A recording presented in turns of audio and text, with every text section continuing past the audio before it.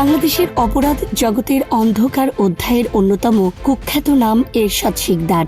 ঝালকাঠির নলছিটির উপজেলার মাদারঘোনা গ্রামে জন্ম নেওয়া এই ব্যক্তি একসময় খুলনা মহানগরে গড়ে তোলেন ভয়ঙ্কর অপরাধ সাম্রাজ্য, যার কেন্দ্রবিন্দু ছিল তার বিলাসবহুল বাড়ি স্বর্ণকমল।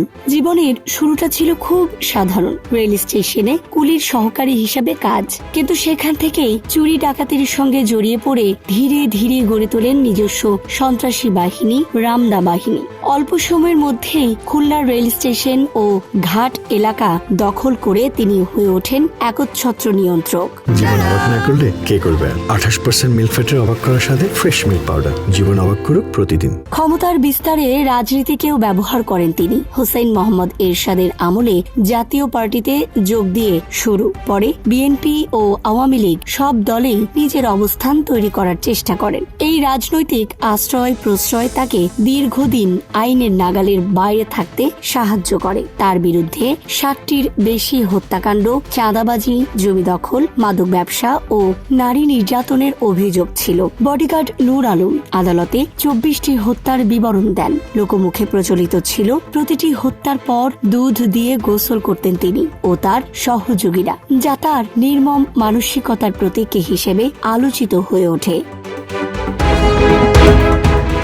খুলনার সোনাইডাঙ্গার মজিদ সরণিতে দাঁড়িয়ে থাকা স্বর্ণকমল ছিল তার ক্ষমতা ও আতঙ্কের প্রতীক। ভারত থেকে আনা নকশায় নির্মিত এই বাড়িতে ছিল গোপন কোঠরি, বাংকার ও অস্ত্র ভাণ্ডার। শোনা যায় বাড়ির ভেতরে কোটি কোটি টাকা লুকানো ছিল এবং নিয়মিত সেখানে জলসা বসত, যেখানে শহরের প্রভাবশালী ব্যক্তিরা যাতায়াত করতেন।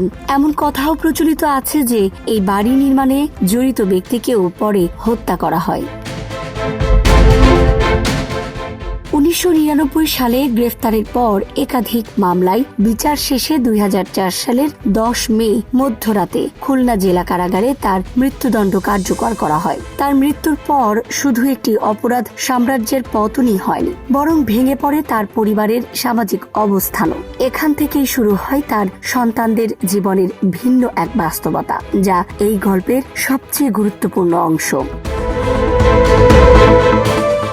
তার বড় ছেলে মনিরুজ্জামান শিকদার জামালকে জীবিত অবস্থাতেই বিয়ে দিয়েছিলেন এরশাদ শিকদার। খুলনার বৈকালী এলাকার তারাকাজির মেয়ের সঙ্গে বেশ ধুমধাম করেই সেই বিয়ে হয়েছিল, কারণ তখনও এরশাদের প্রভাব ছিল অটুট। কিন্তু বাবার ফাঁসির পর পরিস্থিতি বদলে যায়। স্বর্ণকমল তখন মানুষের কৌতূহলের কেন্দ্র হয়ে ওঠে, যা পরিবারের জন্য বিব্রতকর হয়ে দাঁড়ায়। এই পরিস্থিতি এড়াতে জামাল স্বর্ণকমল ছেড়ে শ্বশুর বাড়িতে চলে যান। বর্তমানে তিনি সেখানেই মুরগির খামার সহ ছোটখাটো ব্যবসা করে স্ত্রী সন্তান নিয়ে বসবাস করছেন।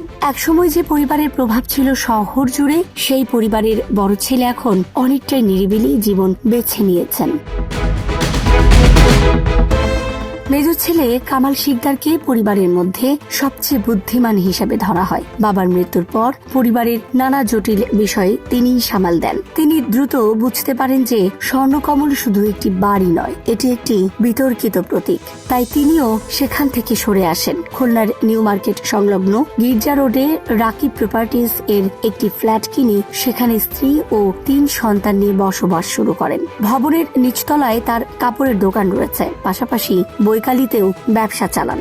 একসময় স্বর্ণকমলের সামনে সুবর্ণা এন্টারপ্রাইজ নামে ফোন ফ্যাক্সের দোকান এবং ফুড ক্যাসেল নামে ফাস্ট ফুড ব্যবসা শুরু করেছিলেন, তবে পরে সেগুলো ছেড়ে দেন। তার জীবনযাত্রা থেকে বোঝা যায় তিনি অতীতের ছায়া থেকে বেরিয়ে বাস্তবমুখী পথে চলার চেষ্টা করেছেন।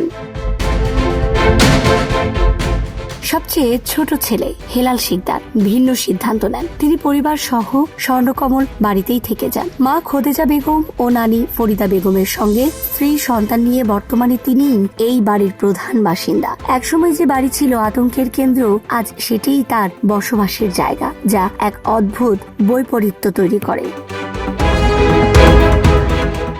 2 মেয়ের মধ্যে সুবর্ণা ইয়াসমিন পরিবারের পছন্দে খুলনা শহরেই বিয়ে করে শ্বশুর বাড়িতে বসবাস করছেন। অন্যদিকে ছোট মেয়ে জান্নাতুল নওরিন এশার জীবন শেষ হয় এক মর্মান্তিক ঘটনায়। 2022 সালের 3 মার্চ তিনি আত্মহত্যা করেন। এই ঘটনা পরিবারটির ট্র্যাজেডিকে আরো গভীর করে তোলে।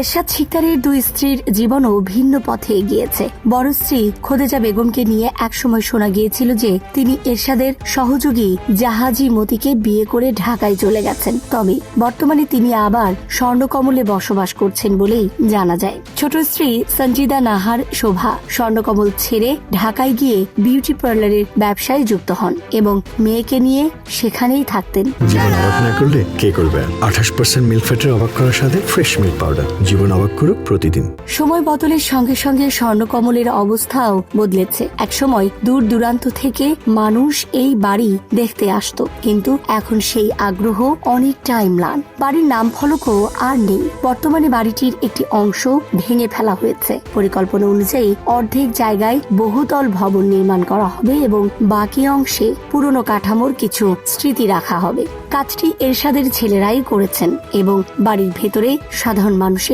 প্রবেশ নিষিদ্ধ। Desk report, Dhaka express.